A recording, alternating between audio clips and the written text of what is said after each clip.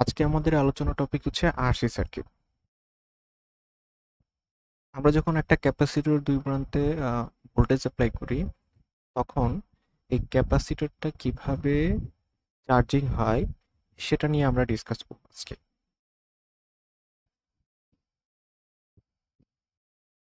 তো এই ফিগারে একটা সিম্পল আরসি সার্কিট আপনারা দেখতে পাচ্ছেন।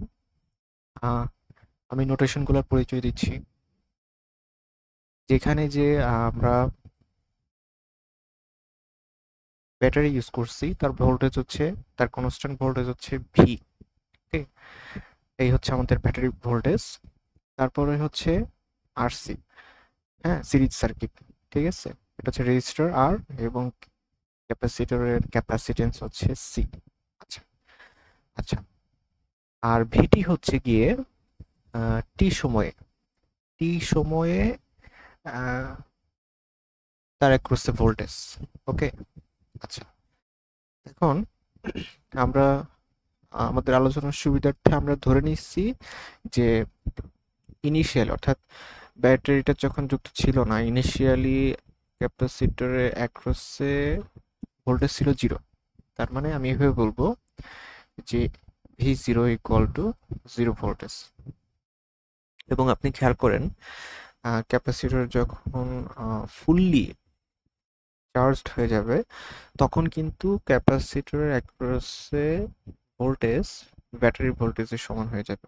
তার মানে হচ্ছে আমি বলতে পারি V infinity equal to V. ঠিক আছে, আচ্ছা, ওকে। এখন তাহলে আমি বলতে পারি যে টি সময়, যে কোনো সময় টিতে ক্যাপাসিটরের অ্যাক্রসে যে ভোল্টেজ, ঠিক আছে, সেটা হচ্ছে ভিটি। হ্যাঁ, সেটা হচ্ছে ভিটি। ভিটিকে আমরা কি করতে পারি, এই ইকুয়েশন দিয়ে রিপ্লেস করতে পারি। অর্থাৎ VT equal to V plus zero minus V e to the power minus t by RC. ঠিক আছে, এখানে হচ্ছে একটা এক্সপোনেনশিয়াল টার্ম আছে। তার মানে হচ্ছে আমার ক্যাপাসিটর অ্যাক্রসে যে ভোল্টেজ, এটা হচ্ছে এক্সপোনেনশিয়ালি ইনক্রিজ করবে, রাইট? এখন আপনি বলতে পারেন যে এই ইকুয়েশনটা আমি কোথায় পেলাম। আচ্ছা, এটা নিয়ে চলেন একটু ডিসকাস করি। ঠিক আছে, আহ, এটা অ্যাকচুয়ালি হচ্ছে, এই আরসি সিরিজ সার্কিটটা অ্যাকচুয়ালি হচ্ছে আমাদের ফার্স্ট অর্ডার সার্কিট। ঠিক আছে, আমরা যদি একটা ফার্স্ট অর্ডার সার্কিটের যদি ট্রানজিয়েন্ট অ্যানালাইসিস করি, তাহলে আমরা ক্যাপাসিটরের অ্যাক্রসে যে ভোল্টেজ, ঠিক আছে, ভ্যারিয়েবল ভোল্টেজ, এটা টাইমের রেসপেক্টে, সেটাকে আমরা এইভাবে লিখতে পারি V of t equal to V zero, sorry, V of t equal to V infinity plus V zero minus V infinity e to the power t by tau. ঠিক আছে, এখানে আমি বলে রেখেছি যে ইনিশিয়ালি ক্যাপাসিটরে কোনো চার্জ ছিল না, থাকলে আমি বসাইতাম, ধরছি জিরো। ঠিক আছে, আর ফাইনালি এটা কি হবে, ব্যাটারি ভোল্টেজের সমান হবে। আর এখানে টাউ ইকুয়াল টু হচ্ছে আরসি।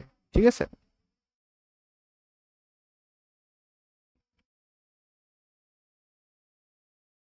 তাহলে আমরা যদি মানগুলো বসাই দিই, তাহলে হচ্ছে এই ইকুয়েশনটা পাবো। তো এটাকে সিম্পলিফাই করলে আমরা হচ্ছে ফাইনালি এই ইকুয়েশনটা পাচ্ছি। ঠিক আছে, V of t equal to V into one minus e to the power t by RC. আচ্ছা, এখন আমরা একটা গ্রাফিক্যাল রিপ্রেজেন্টেশন দেখব।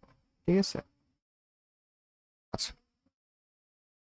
আমরা জানি যে ক্যাপাসিটরের অ্যাক্রসে যে চার্জ জমা হয়, এটা এর দুই প্রান্তের ভোল্টেজ এর সমানুপাতিক। তার মানে এখানে যে চার্জ জমা হবে, ঠিক আছে, সেটা হচ্ছে কিউ অফ টি। যত বেশি ভোল্টেজ তত বেশি চার্জ জমা হবে। ঠিক আছে, তাহলে আমি যদি ভি ভার্সেস কিউ, মানে কিউ ভার্সেস বি এর গ্রাফ থাকে, এটা হচ্ছে একটা মূল বিন্দুগামী সরলরেখা হবে। এরপরে আমরা আসি যে আমি যদি টাইমের রেসপেক্টে আর কি ড্র করি ভোল্টেজটাকে, ক্যাপাসিটর অ্যাক্রসের ভোল্টেজটাকে, সেটা দেখবে হচ্ছে এটা এক্সপোনেনশিয়ালি ইনক্রিজ করে, এবং এক্সপোনেনশিয়ালি ইনক্রিজ করতে করতে একটা সময় হচ্ছে একটা লেভেলে গিয়ে স্যাচুরেশন হয়ে যায়। ওই লেভেলটা হচ্ছে ব্যাটারি ভোল্টেজ ভি, ঠিক আছে, এই বিটা হচ্ছে ব্যাটারি ভোল্টেজ, ঠিক আছে। আচ্ছা, এখন আমি একইভাবে যদি চিন্তা করি, আমি যদি চিন্তা করি যে টি ভার্সেস কি, অর্থাৎ আহ, কি পরিমাণ চার্জ জমা হয় সেটা যদি টাইমের রেসপেক্টে যেত, সেটা হচ্ছে সিমিলার হবে। কারণ কারণ আমরা জানি যে কি কিউ, অর্থাৎ ক্যাপাসিটর একটা হচ্ছে যে চার্জ জমা হয়, সেটা এর দুই প্রান্তের ভোল্টেজ পার্থক্যের সমানুপাতিক, ঠিক আছে। তাহলে এটাও কি হবে, একটা এক্সপোনেনশিয়ালি ইনক্রিজিং গ্রাফ, বাট একটা সময় এসে এটা স্যাচুরেট হয়ে যাবে, ঠিক আছে। এখানে এটা বলতে পারেন যে কিউ মানে এটা ক্যাপাসিটর হাইয়েস্ট যে ভোল্টেজটা জমা হইতে পারে সেটা, ঠিক আছে, সরি, চার্জ জমা হইতে পারে সেই অ্যামাউন্ট। তো আমরা একটা আরসি সার্কিটে ক্যাপাসিটরের কিভাবে চার্জিং হয় সেটা নিয়ে ডিসকাস করলাম, ঠিক আছে। এখন আমি একটা কেস চিন্তা করব, যদি হচ্ছে আপনার এখানে খেয়াল করেন, যেখানে যে রেজিস্ট্যান্সটা ছিল এটা জিরো করে দেওয়া হয়েছে, শর্ট করে দেওয়া হয়েছে। তার মানে এখানে যে আমরা আর রেজিস্টার আছে এটাকে হচ্ছে ইগনোর করছি, ঠিক আছে। তো ইগনোর করলে কি হবে, আর ইকুয়াল টু জিরো ধরলাম, তাহলে এই সমীকরণে, ঠিক আছে,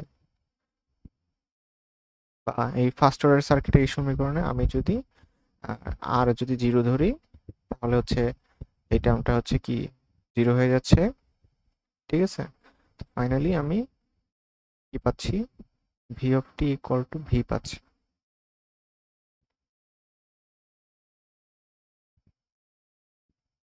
তাহলে আমার গ্রাফটা কিরকম হবে, টাইমের রেসপেক্টে ভিটি গ্রাফ, জাস্ট একটা এক্স অক্ষের সমান্তরাল সরলরেখা, ঠিক আছে। এখন এটার মিনিংটা হচ্ছে যে আমি ভোল্টেজ অ্যাপ্লাই করার সাথে সাথে ভোল্টেজ অ্যাপ্লাই করার সাথে সাথে হুট করে লাফ দিয়ে, ইনিশিয়ালি ভোল্টেজ ছিল হচ্ছে জিরো ভোল্টেজ, যখন আমি এই সুইচটা অন করলাম, মনে করেন এখানে একটা সুইচ আছে, এই সুইচটা যখন আমি ক্লোজ করলাম, তখন এক লাফে হচ্ছে এটার ভোল্টেজ হচ্ছে ভি হয়ে গেল, ঠিক আছে, অর্থাৎ ব্যাটারি ভোল্টেজের সমান হয়ে গেল, ঠিক আছে। মানে এখানে আপনার জিরো থেকে এক লাফে, মনে করেন এই যে এক লাফে, ঠিক আছে, এক লাফে কি হয়ে গেছে, কি হয়ে গেছে।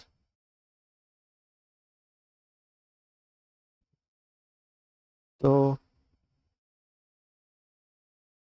যদি আপনি একইভাবে কিউ এর সাথে গ্রাফটা আঁকেন, ঠিক আছে, অর্থাৎ কিউ ভার্সেস টি, এটা যদি দেখতে চান তাহলে এটাও সেম হবে, যেহেতু always q is proportional to V, ঠিক আছে। তো কিউ ভার্সেস টি গ্রাফ হলে এটাও একটা স্ট্রেট লাইন হবে, এক্স অক্ষের সমান্তরাল রেখা, ঠিক আছে, প্যারালাল লাইন। তো এটা হাইয়েস্ট ভোল্টেজ হচ্ছে জিরো, এটা হচ্ছে যে সর্বোচ্চ ক্যাপাসিটরে কি পরিমাণ চার্জ জমা হইতে পারে, ঠিক আছে, অর্থাৎ সহজ কথায় কিউ ইকুয়াল টু সিভি, ঠিক আছে।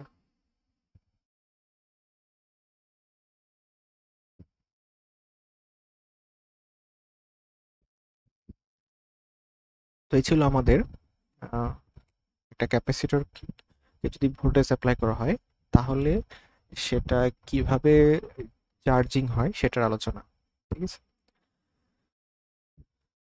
আমরা পরবর্তী কোনো লেকচারে একটা ক্যাপাসিটর কিভাবে ডিসচার্জ হয় সেটা নিয়ে হয়তো ডিসকাস করব। তো এ পর্যন্ত সবাই ভালো থাকেন, ধন্যবাদ সবাইকে। That's all for today.